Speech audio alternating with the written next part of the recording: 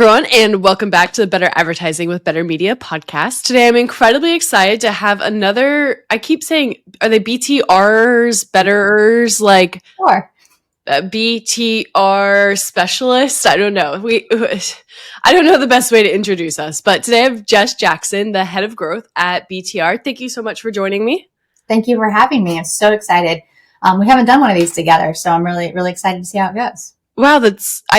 Wow, we haven't. I think we hopped on, did a piece of LinkedIn content where we talked about just the things that you see when auditing a brand, but it's been a long time since we've had that conversation. Yes, absolutely. And I feel like so much has changed.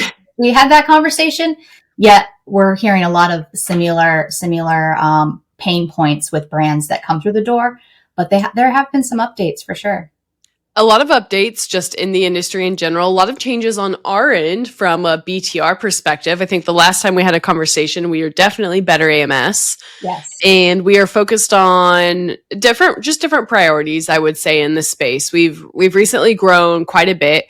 We rebranded to BTR because we transitioned to not only being focused on Amazon advertising, but a broader vision of the industry, I would say. We now manage brands across pretty much all of the major retailers in the space. We have much more emphasis on brand marketing, moving up the funnel, DSP being combined and correlated with your search performance. So you've had your hands full, I would say, having to balance and manage all of that, because as the industry changes, you're the one that pretty much has to be first to market with understanding the shifts and the transitions. And you're also hearing all of the pain points of all the brands we talk to, which is, quite something. A lot of people reach out to us, and we run pretty much free marketing plans for everyone that reaches out, I would say, especially if they're within the threshold of maybe an ideal brand for us. So you are never bored within the company. I love it. That's how I prefer it. It's one of my favorite things about working at Better Media is being able to speak with these brands and really come up with a customized, tailored solution to what they're experiencing and where they're at in the company. Because it's different, as you know, 5 years into a brand versus 10 years into a brand. So I get to be the one to see where they're at right now and then listen to where they're hoping to be in the next 5 years and then make a plan to get them there. I want to call out that you mentioned the customized plan. Mm-hmm. Because that's something that we're really passionate about at BTR. We always say we want to be the Ritz-Carlton of agencies. We're constantly striving towards that goal, which means there's not a one-size-fits-all solution. We're not the McDonald's, the heavily SOP, in and out model. And why we value that is because we do find that every brand is so different. I have hopped on with one of the largest beauty and makeup brands in the country, maybe international as well. Yeah. And they wanted to talk to me about match types, which I thought was incredible.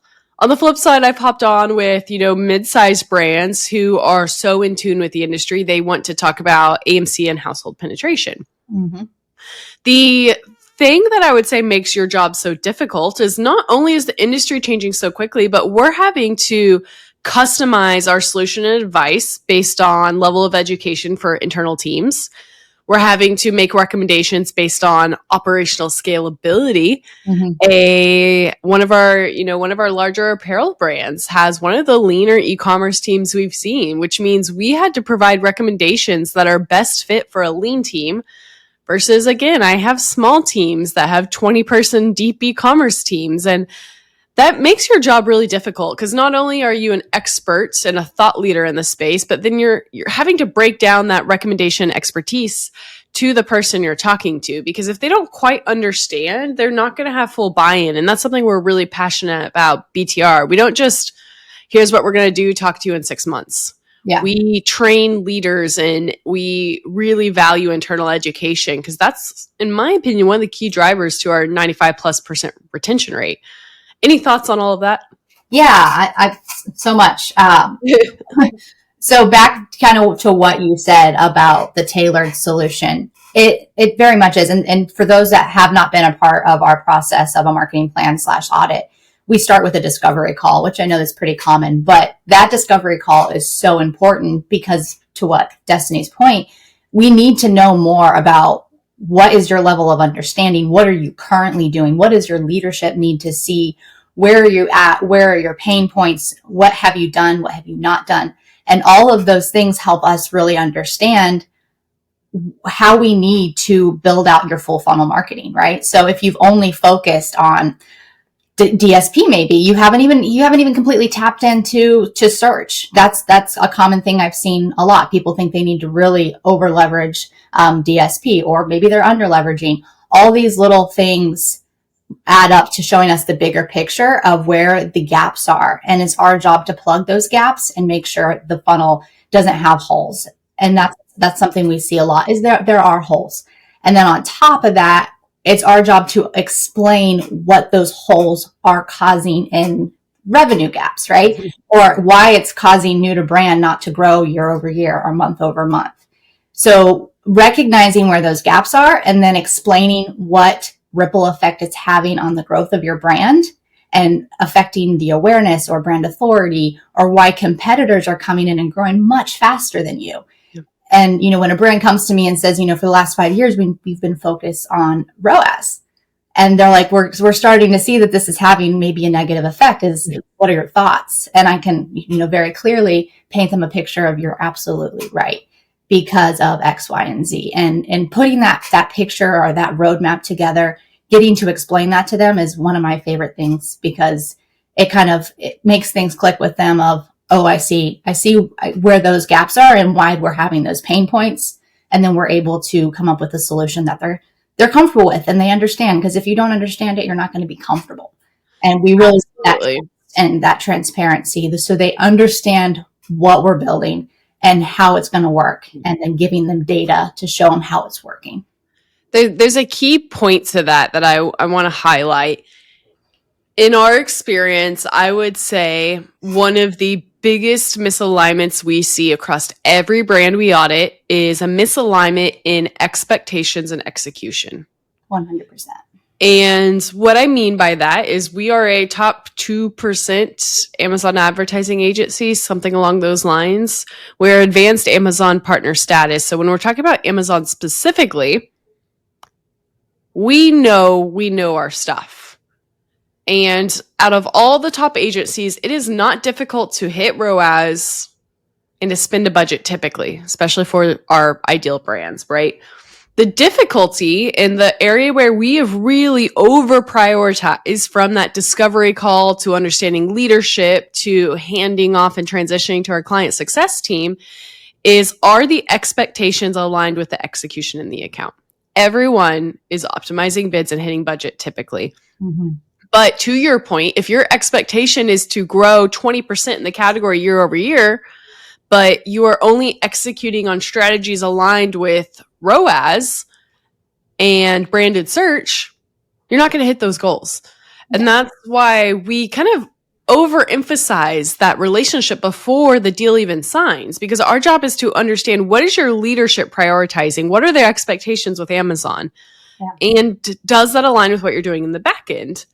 And not to mention, those goals change frequently. We could get into a whole conversation about our CS team and how we stay in touch with the business, which maybe I'll throw Adam on for another interview after this.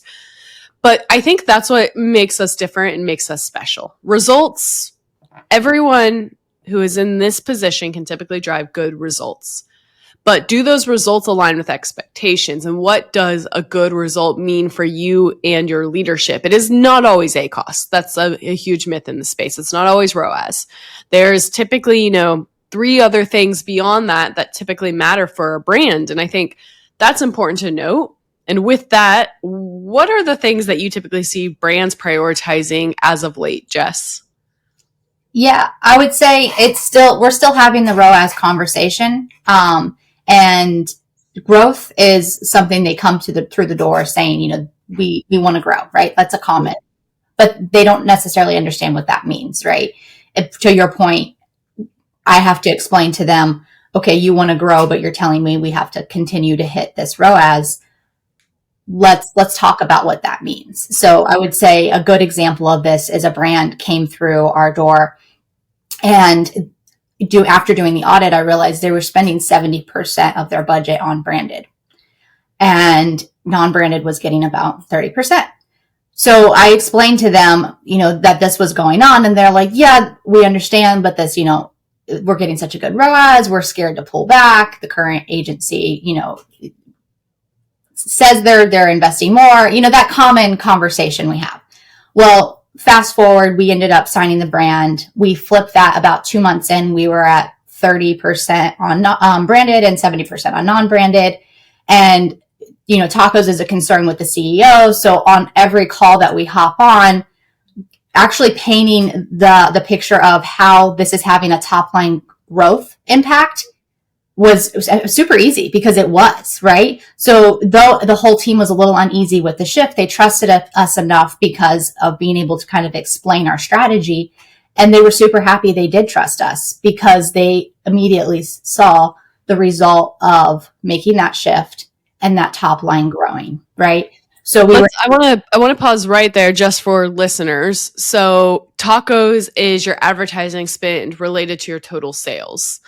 And typically when you make that shift from branded to non-branded, your spend increases because your CPCs, your cost per clicks, are more expensive on non-branded traffic. Your branded traffic has your highest converting and typically your lowest cost, right? So your spend stays low. When you make a shift as aggressive as what we did on this account, your ad spend almost immediately increases.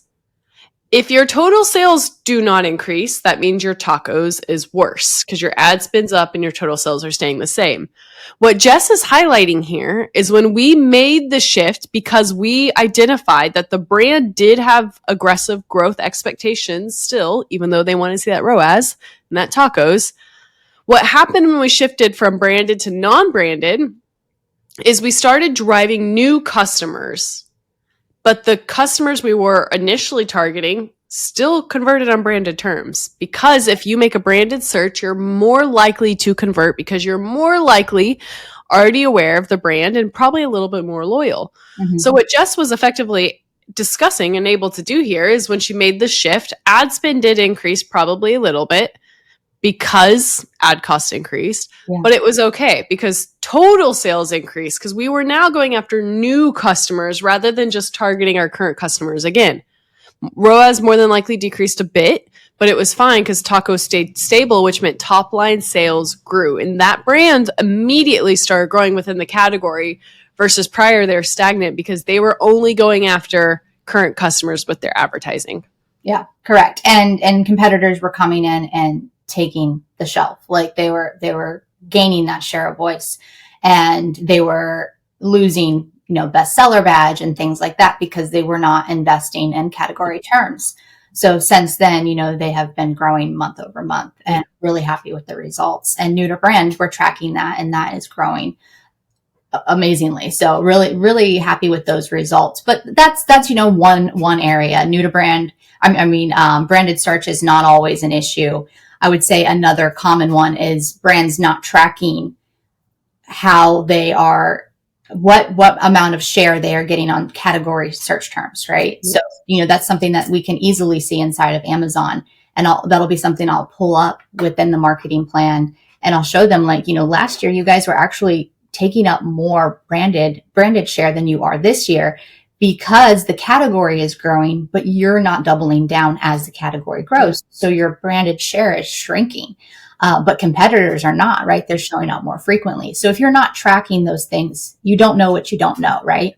And that's where we're able to, and it's something we will do often with the brands that we manage, is show them this is where you were at and this is where you're at now. And if we see that they're falling behind, then we know we need to be more aggressive. I want to hit on that as well and dig a little deeper there, because something that we see frequently is brands do almost function in a silo. Mm-hmm. They are like, I only care about my revenue and my ROAS. And we've grown out of a little bit of that. I think brands are starting to realize you can't solely focus on profitability and survive on the platform. Yeah. But the reason being, and the reason Jess's call is so important, is because what we are looking at is, did these shoppers within the category increase? Mm-hmm. And if they did your sales increase relative to the category? Did your sales increase relative to your competitors? This is super important, because a lot of people like to say the digital shelf is infinite. It's not. Customers don't typically go to page 2. So if you are on page 1 and the category is growing 50% and you're only growing 20%, your position on the page is going to start decreasing. Absolutely. You're going to start falling down page 1. Mm-hmm. And what happens on Amazon when you fall down page 1?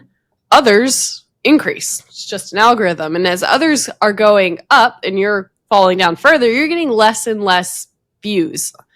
And if you start getting less organic views, you have to spend more. Mm-hmm. You need your ad to show up at the top of the page. So now your profitability is even worse. This is why it's so important to keep up with the category and track the category. You may think you're doing fantastic at your 7% year over year growth. But if we hop in and we see that the category grew 20%, you're not in a good position, because that means that your position on the page has probably started to decrease and you're going to have to pay more in ads to show up on page 1 in order to drive the visibility you were last year organically. It's a dangerous place to be. Absolutely. And on top of that, if the category is growing, we know the demand is growing, right?